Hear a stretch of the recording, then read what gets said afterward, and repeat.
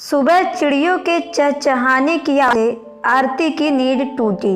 वह अलसाई हुई सी अपने चेहरे को कंबल से ढक कर फिर से करवट बदल कर सोने की कोशिश करने लगी।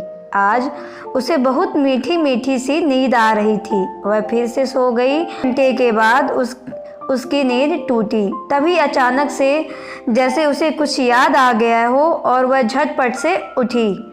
उसके चेहरे पर एक लंबी मुस्कुराहट की रेखा खिंची गई थी। कल देर रात गए के साथ फोन पर बातें कर रही थी, लेकिन फिर भी सुबह उठने पर उसे एक नई ऊर्जा सी महसूस हो रही थी। उसने सबसे पहले अपने लिए एक कप कड़क अदरक वाली चाय बनाई और अपने कमरे की खिड़की पर आकर बाहर दूर दूर तक फैली हरियाली को निहारते हुए चाय को ले रही थी। यह उसकी रोज की आदत थी। वह ऐसे ही खिड़की के पास बैठकर चाय पीती थी।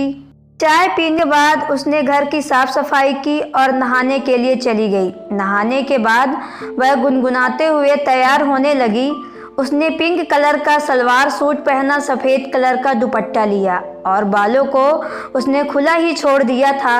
उसने माथे पर एक छोटी सी काले रंग की बिंदी लगाई, होठों को हल्के गुलाबी रंग से लिपस्टिक से सजाया, आंखों पे काजल की पतली सी रेखा लगाकर वह खुद को देखकर खुद ही शर्मा गई और सोचने लगी, आज जतिन मुझे देखेगा तो कितना खुश हो जाएगा।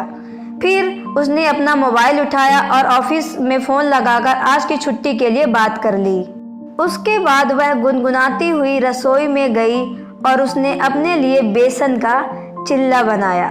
नाश्ता करने के बाद उसने दरवाजे पर ताला लगाया और जतिन से मिलने के लिए निकल पड़ी।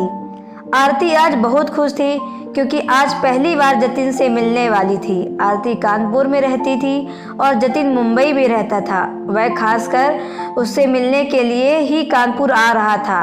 एक सोशल नेटवर्किंग साइट पर आरती और जतिन की दोस्ती हुई थी। आरती अकेले ही रहती थी। उसकी परवरिश एक आश्रम में हुई थी और वह पढ़ लिख कर एक प्राइवेट कंपनी में जॉब करके अपने दम पर अपनी जिंदगी जी रही। जतिन से उसकी दोस्ती हुई और धीरे धीरे एक दूसरे के बारे में जानने समझने के बाद दोनों को ही लगा कि दोनों एक दूसरे के लिए ही बने हैं। जतिन को इस बात से कोई समस्या नहीं कि आरती एक अनाथ लड़की है। उसने अपने घर वालों को भी आरती के बारे में बता दिया था। आरती इतनी खूबसूरत थी कि उसकी तस्वीर देखते ही उसके सास ससुर ने उसे पसंद कर लिया। आरती के ससुर जी एक बहुत बड़े बिजनेसमैन थे और उन्होंने आरती से वादा किया था कि शादी के बाद वह उनके बिजनेस को ज्वाइन कर सकती है। बहुत ही धूमधाम से आरती और जतिन की शादी हो गई। शादी के बाद आरती जतिन के साथ मुंबई चली आई। पहले तो वह कानपुर में रहती थी। एक दिन उसने अपने ससुर जी से कहा कि पापा जी, मैं बिजनेस अब कब से ज्वाइन कर सकती हूँ। उसके ससुर जी हंसते हुए बोला, जल्दी ही बहू, मौका आते ही मैं तुम्हें काम करने का अवसर दूंगा, लेकिन तुम्हें मेरी उम्मीदों पर खरा उतरना पड़ेगा। तुम्हें हमारे बड़े बड़े बिजनेस क्लाइंट को हमारे बिजनेस तक खींचकर लाना होगा। लेकिन अब मुंबई जैसे बड़े शहर में एक नई शुरुआत होने जा रही थी। शुरुआत में तो सब कुछ बहुत अच्छा था। जतिन उससे बहुत प्यार करता था। उसके सास ससुर भी उसे बहुत दुलार देते थे। आरती भी धीरे धीरे नए माहौल में रमने लगी थी। उस समय आरती को ज़्यादा कुछ समझ में नहीं आया, लेकिन कुछ दिनों बाद उसके ससुर जी ने एक अनजान आदमी को लेकर घर आए और आरती से उसका परिचय कराते हुए कहने लगे कि देखो, ये बहुत बड़े आदमी हैं। अगर ये खुश हो गए तो हमें बहुत बड़ा प्रोजेक्ट मिल जाएगा। आरती उसे वहाँ देखकर घबरा गई, तब तक कि उस आदमी आगे बढ़कर उसे दबोच लिया। आरती ने भागकर दरवाज़ा खोलना चाहा, लेकिन दरवाज़ा बाहर से बंद था।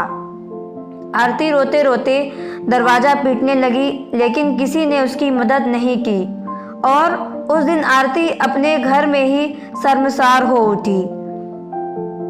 उस दिन के बाद उसे उसी कमरे में बंद करके रखा जाने लगा। एक दिन जतिन जब कमरे में आया तो आरती रोते हुए कहने लगी कि आखिर तुमने मेरे साथ ऐसा क्यों किया? अपने प्यार के जाल में फंसाकर आज तुम केवल मुझे इस्तेमाल कर रहे हो।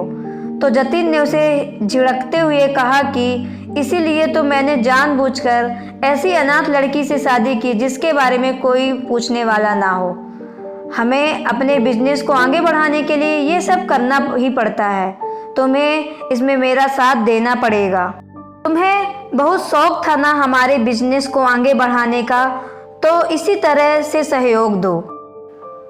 यह सब सुनकर आरती के हाथ पैर कांपने लगे थे। अब तो हमेशा उसे किसी वस्तु की तरह परोसा जाने लगा। वह किसी भी तरह इस घुटन भरी जिंदगी से आज़ाद होना चाहती थी, लेकिन उसे मौका ही नहीं मिल रहा था।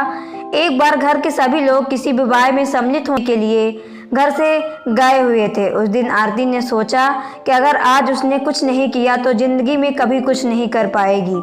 दरवाज़ा तो बंद था, लेकिन उसने बाथरूम की छोटी सी खिड़की का कांच तोड़कर एक टेबल रखकर उस खिड़की की सहायता से कमरे से बाहर निकल आई। वैसे तो सभी ने उसे किसी कैदी की तरह घर में नज़रबंद करके रखा हुआ था। वो रात भर दर्द के मारे रोती चिल्लाती रही, लेकिन कोई भी उसकी चीख सुनने वाला नहीं था। फिर उस दिन हिम्मत करके वो छत से कूद पड़ी और फिर बाहर आकर उसने लोगों को बताया कि उसके साथ ससुराल में कैसे कैसे अत्याचार किए जा रहे थे। पूरे मोहल्ले में जतिन के परिवार की बहुत इज्जत थी।